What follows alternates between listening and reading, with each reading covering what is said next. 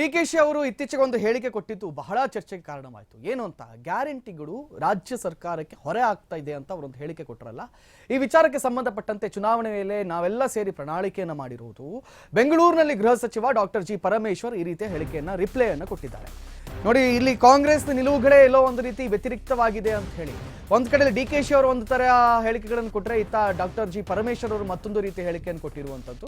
ಬೆಂಗಳೂರಿನಲ್ಲಿ ಗೃಹ ಸಚಿವ ಡಾಕ್ಟರ್ ಜಿ ಪರಮೇಶ್ವರ್ ಹೇಳಿಕೆಯನ್ನು ಕೊಟ್ಟಿದ್ದಾರಂತೆ. ಏನಂತ, ನಾನು ಪ್ರಣಾಳಿಕೆ ಕೊಟ್ಟ ಮೇಲೆ ಅಧ್ಯಕ್ಷರು ಬಿಡುಗಡೆಯನ್ನ ಮಾಡಿದ್ರು. ಡಿಕೆಶಿ ನಮ್ಮ ಅಧ್ಯಕ್ಷರು, ಈಗ ಅವರಿಗೆ ಹಾಗೆ ಅನ್ನಿಸಿರಬಹುದು ಅಂತ ಹೇಳಿದ್ದಾರೆ. ಅನೇಕ ವಿಷಯಗಳು ನಮಗೆ ಗೊತ್ತಿಲ್ಲದ ವಿಚಾರ ಅವರಿಗೆ ಗೊತ್ತಿರುತ್ತೆ.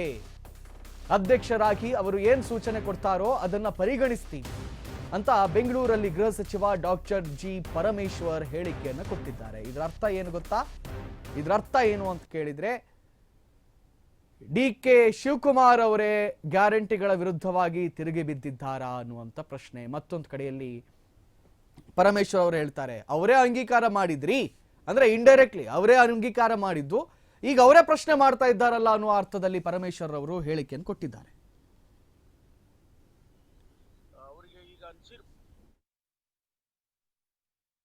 ಶಿವಕುಮಾರ್ ಅವರು ನಮ್ಮ ಅಧ್ಯಕ್ಷರು.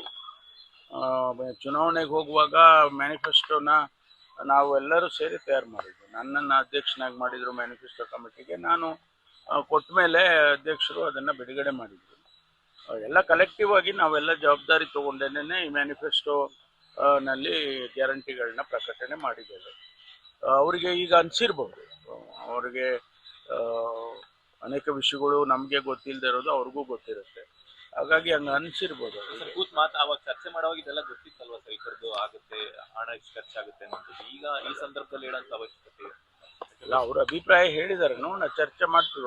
ಅವರು ಈಗ ಅಧ್ಯಕ್ಷರೇ ಇದ್ದಾರೆ. ಈಗಲೂ ಕೂಡ ಅವತ್ತು ಅಧ್ಯಕ್ಷರಿದ್ರು, ಇವತ್ತು ಅಧ್ಯಕ್ಷರಿದ್ದಾರೆ. ಈಗ ಇದನ್ನ ಸಾಲ್ವ್ ಯಾರು ಮಾಡಬೇಕು? ಮುಖ್ಯಮಂತ್ರಿಗಳು, ಅಧ್ಯಕ್ಷರು ಮತ್ತು ನಾವುಗಳು ಎಲ್ಲ ಸೇರಿ ಮಾಡ್ಬೇಕು. ಪರಿಷ್ಕರಣೆ ಏನಾದರೂ ಆಗುತ್ತಾ ಅಂತ? ಅದು ಏನು, ಅದು ಅಧ್ಯಕ್ಷರಾಗಿ ಉಪಮುಖ್ಯಮಂತ್ರಿಗಳಾಗಿ ಅವರೇನು ನಮಗೆ ಸೂಚನೆಗಳನ್ನು ಕೊಡ್ತಾರೆ, ಅದನ್ನ ಪರಿಗಣಿಸ್ತೇವೆ.